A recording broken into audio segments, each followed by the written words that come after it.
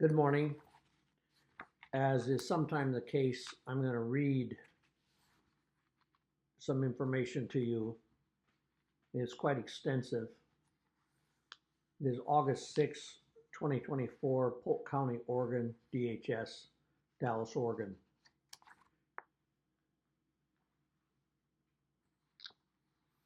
To Aprille Flint-Gerner, the head of Children's Services, DHS, Oregon, and Michaela Lowen. Well, we're seeing a pretty good showing of our last video as it passes 5,000 views. Remember to hit the subscribe button on these videos. You can also look at previous videos. Being abused by DHS Oregon? Stop by dhsoregon.com and send us an email or find us on Facebook under Oregon's DHS CPS Child Trafficking Mafia. When you move people through deception for the purpose of financial profit, it's child trafficking. Do you know some inside information on a caseworker or supervisor abusing families, falsifying records, forging parents' signatures on documents? You know where to find us. I remember my wife telling me how caseworker Aubrey Haberkost-Rakestraw tried to bully her into signing documents when she couldn't speak English and sure could not read English and had no lawyer present. That was almost 7 years ago. How Aubrey kept telling her to divorce and DHS would give her everything and she would get her kids back. How Aubrey kept erasing my phone number out of Michu's phone. Well, good morning to all you DHS workers. Have you been to Polk County Courthouse and seen how white it is? Have you been to the Dallas, Oregon DHS office and seen how white it is?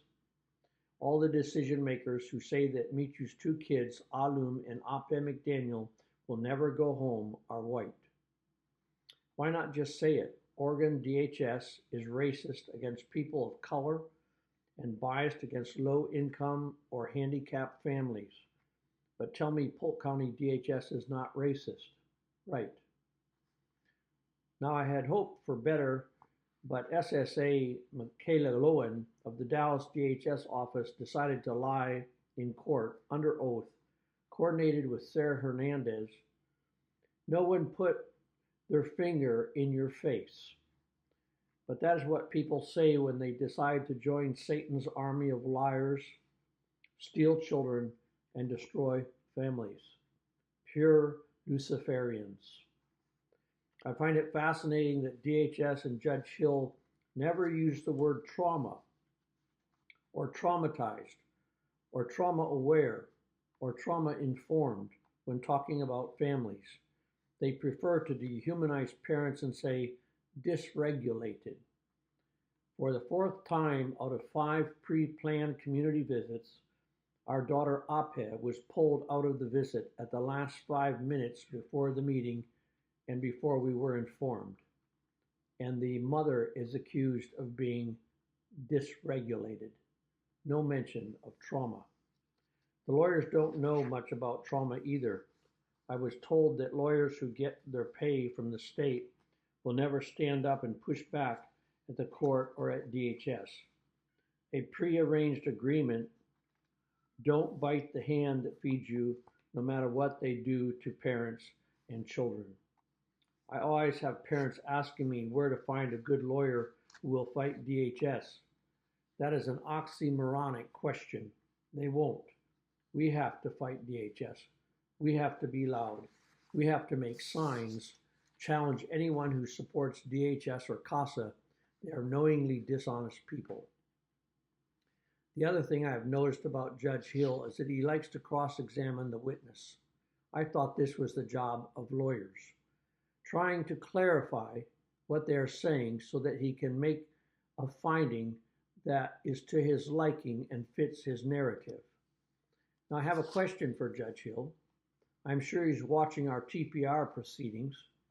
We impeached my ex-wife, Lucinda DeMay. She lied. Has Judge Hill gone back and looked where he said he found her credible? A pattern? Now he has no basis for either. Will he go back and fix the record? Will he go back and change his ruling? I doubt it. Will she do time for lying under oath, trying to destroy someone? I doubt it. So much for equality, huh? Explains not being on the Court of Appeals. Okay, let's talk about Family Church Assembly of God in Independence, Oregon, and Pastor Marc and Cheryl Senyk. They are partnered with House Church in the same building with Ulysses Vela, kin to Carissa Vela, the foster mom. Now, I sent a message to Marc Senyk and Cheryl Senyk asking if they were okay with the fact that Carissa Vela has never shared a single holiday or birthday of our two children in nearly 7 years, and if the church, if Christians, if this is how they do things, if they are okay with this. Rather than getting just a brief answer or a rude answer or an insulting answer even, this coward blocked me. Of course, I expect that from zombie Christians, the metrosexuals, always blathering about family values only for some families, not for all families. So for all you people out there, be reminded that Marc Senyk and Cheryl Senyk apparently have no problem with 7 years of alienation. And it is the little things too. Alum and Ape have ATVs at the farm. We bought them for them so they could enjoy ATVs, little ones, as little kids. Sarah A. Scott never let them ride their own at the farm, but allows them to ride ATVs at the foster family. Bag. So I asked Alum about the two RC, but allows them to ride the ATVs at the foster family. Sarah said they had to have special permission. I asked for that form for that, the paperwork.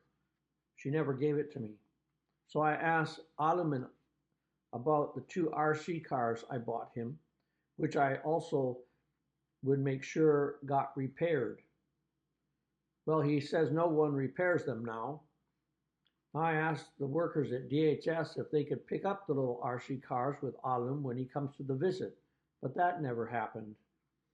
That would seem to show that Dad takes care of things for his kids. Not allowed. So Marc and Cheryl, my kids are going to find out what you are a part of when it comes to their alienation and separation from their parents and siblings. What we have seen is that DHS makes sure at every opportunity that no bonding or meaningful events happen between us and our children apart from the 1-hour visits every week for 7 years. Now, Judge Hill ordered DHS to arrange overnight visits for our two kids with their mom at the farm. DHS never complied. Judge Hill never did anything about that.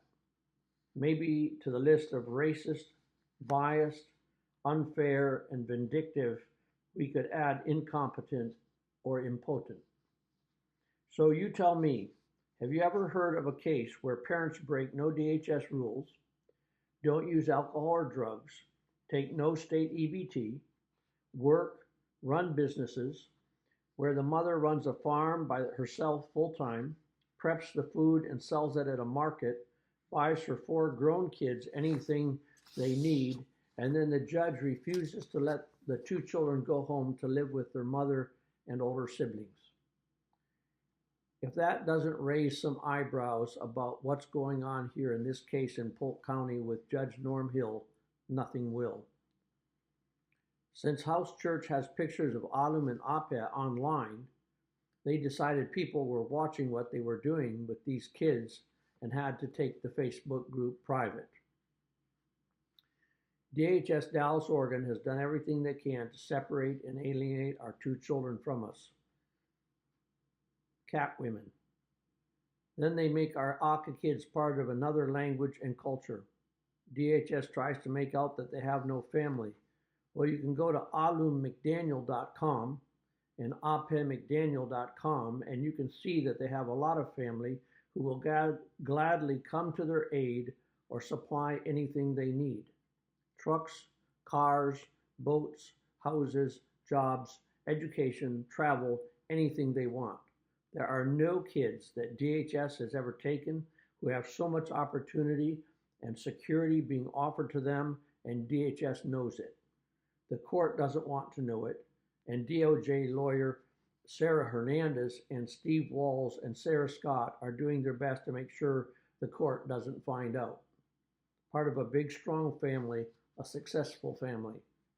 There are a lot of mothers and fathers out there from whom DHS has stolen children from their fat jobs, and they are hurting. Alum's truck was out there in a parking lot, and I came out to see a woman of color taking pictures. She was nearly in tears. "Is this your truck?" she asked me. "This is what they did to me. They took my son, and I haven't seen him in 5 years. I'm so glad you are making this all public." DHS doesn't care how they get your kids. They need your kids to get the money from the federal government, bringing it into Oregon through the Title 4E funds, which are Social Security funds. And you have a woman and they can only get that money if they take your kids out of the home. That's part of the arrangement. Oregon legalizes drugs, and you have a woman having babies in Walls Marine Park, parents on meth, and they get their kids back. But a hardworking woman from Southeast Asia, living in Polk County, always drug-free, can't have her kids back? The longest running case in Oregon, I believe, and no one has a clue. Most of these women at DHS have no capacity to make a living to produce anything other than sorrow. DHS and many state agencies are retirement centers for these kinds of people. Someone said you can shrink government and cost to the taxpayer by requiring that all schools and government office buildings have very narrow doorways.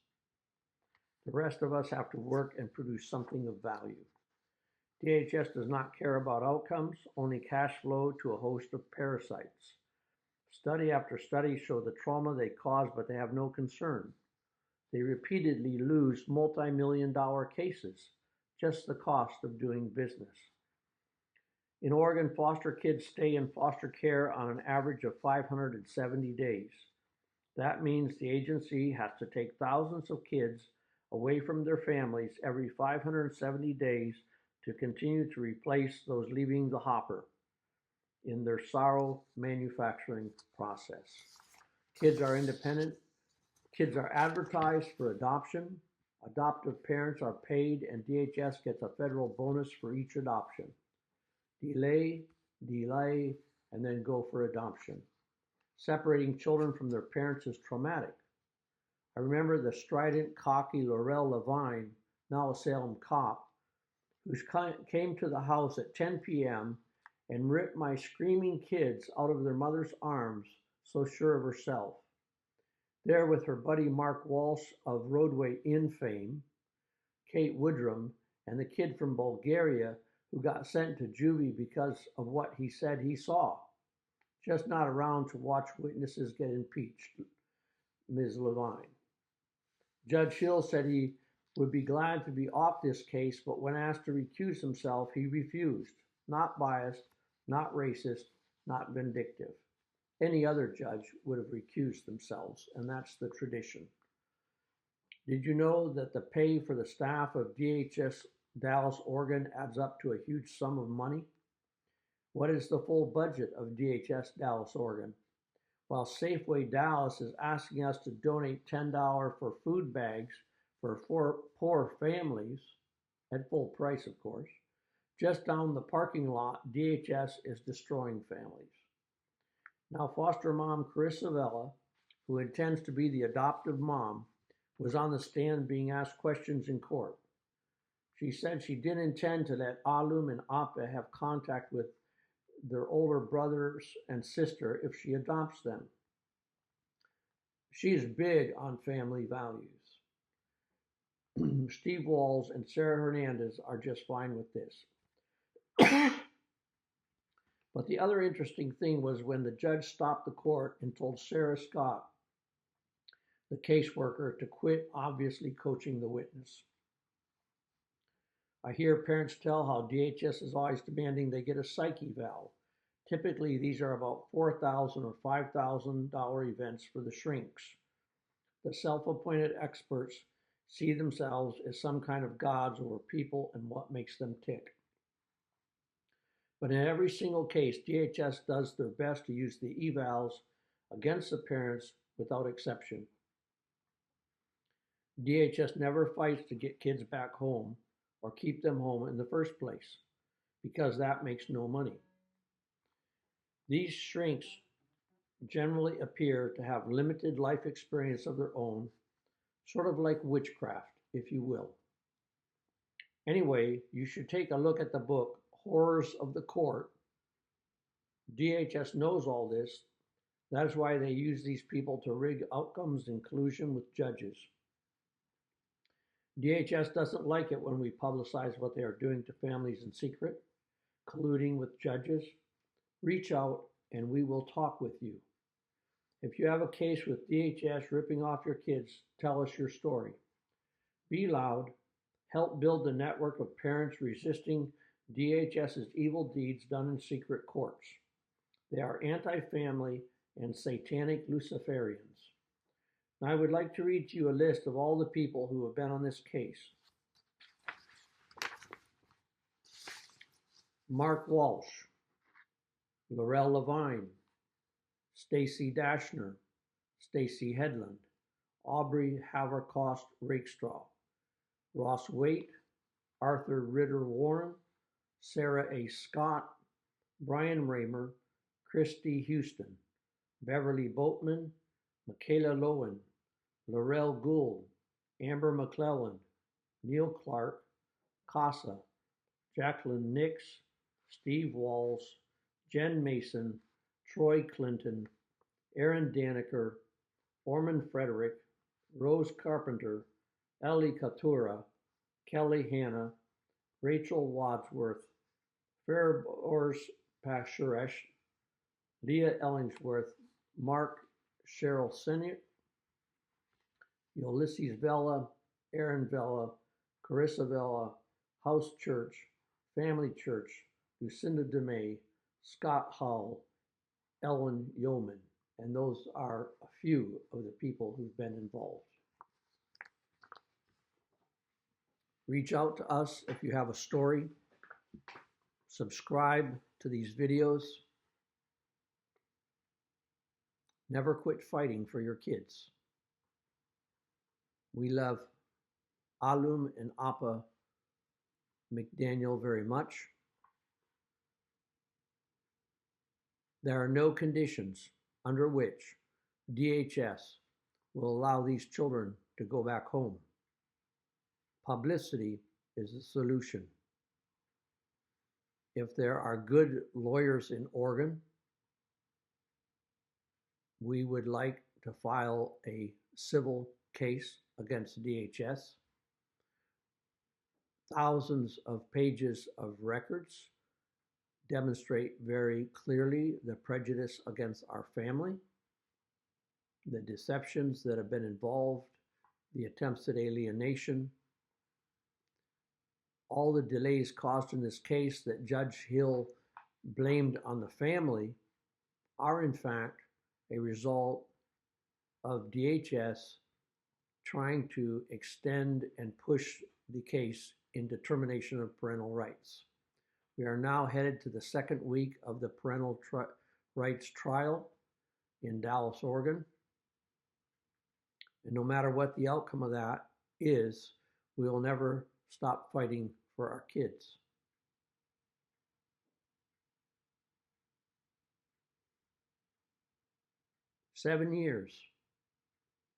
Almost 7 years of alienation. How much money is that worth? How do we ever get those years back? What about when Alum and Ape McDaniel find out that we wanted them back for years and years and years and nobody was confused?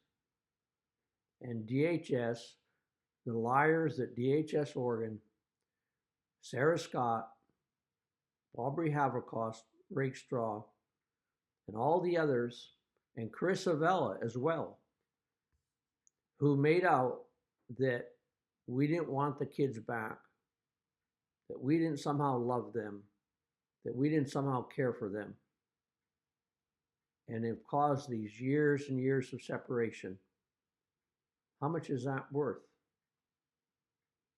You can't buy it back. 20 million, 40 million.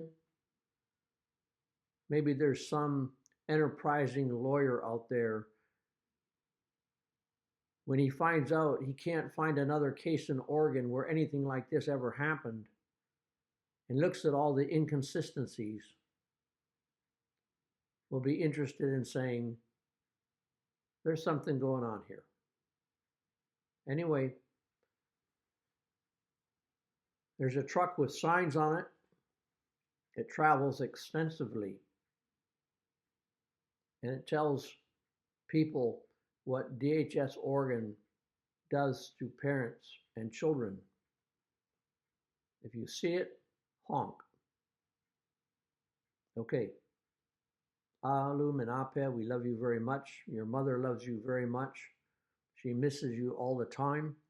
She wanted you to be able to come to the market as young children and see all the vegetables she grows and sells. That's never been allowed because it would be an exciting, fun experience for both of you. Last time we were supposed to meet at the Thai restaurant, and at the last minute, they pulled Ape out of that visit. We were going to have fun. I mean, we came loaded to buy as much food as everybody could eat and have a great time as a family. The other siblings, the brothers, the sister, having a great time with their little brother, Alum, and their little sister, Ape. A few days ago, Alum and Ape had their 10th and 8th birthday. It's on the same day every year. And once again, Chris Avella, DHS, nobody made any effort to see to it that we got that day to share with our kids.